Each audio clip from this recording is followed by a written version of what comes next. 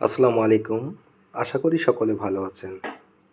আজকে আমি আমার ছাদের উপরে সবজি চাষের একটি ভিডিও আপনাদেরকে দেখাবো।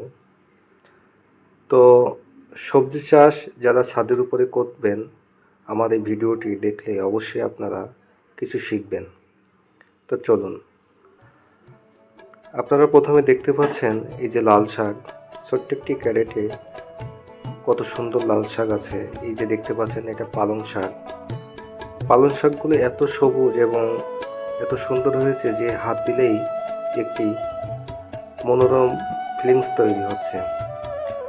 তো আমার এই সবজিগুলো সম্পূর্ণ কীটনাশক বিহীন একটি সবজি। এখানে আমি প্রচুর পরিমাণে জৈব সার ব্যবহার করেছি। এই যে ধনিয়ার পাতা দেখতে পাচ্ছেন কত থকথকে সবুজ রঙের।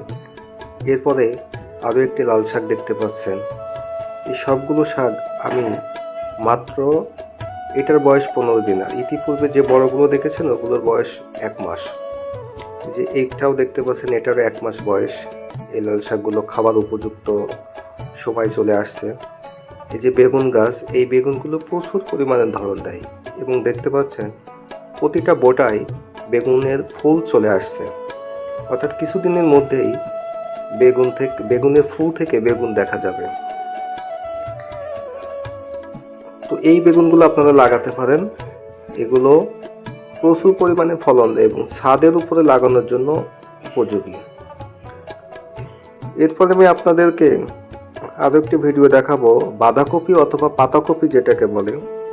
যে বাঁধাকপি আমি একটা ক্যারেটের মধ্যে 9 পিস গাছ দিয়েছি। তো কিছুদিন যাওয়ার পরে যখন অল্প মাত্রায় পাতাকপিগুলো বাড়তে শুরু করবে তখন 3-4টা একসাথে তুলে নিয়ে ফাঁকা করে দিব, যেহেতু এটা অনেক ঘন হয়ে গেছে। তবে আমি বারবার যেটা বলতেছি, উইদাউট কীটনাশক কোনো প্রকার সার ব্যবহার না করেই জৈব সার দিয়ে আমি এত সুন্দর সবজি চাষ করতে সক্ষম হয়েছি। তবে আপনাদেরকে জৈব সারটা একটু দেখাচ্ছে যে বস্তার মধ্যে আমার জৈব সার আনা রয়েছে ছাদের উপরে, এবং আমি প্রতিনিয়ত 15 দিন পর পর এই জৈব সার প্রতিটা সবজির গাছের গোড়ায় দিয়ে থাকি। এবার একটি ঝাল গাছ দেখতে পাচ্ছেন, এটা 15 দিন বয়স, এখনও ফুল আসেনি। এরপরে আপনারা একটি টমেটো গাছ দেখতে পাচ্ছেন। এই টমেটো গাছটিরও বয়স 1 মাস, ফুল চলে আসছে। খুব দ্রুতই ফুল থেকে টমেটো দেখা যাবে আশা করা যায়। তবে আমি একটি গাছ পরীক্ষামূলক লাগিয়েছি, তো খুব ভালো একটা রেজাল্ট পেয়েছি। এই যে ক্যাপসিকাম, এটা সবার একটি পছন্দের একটা সবজি।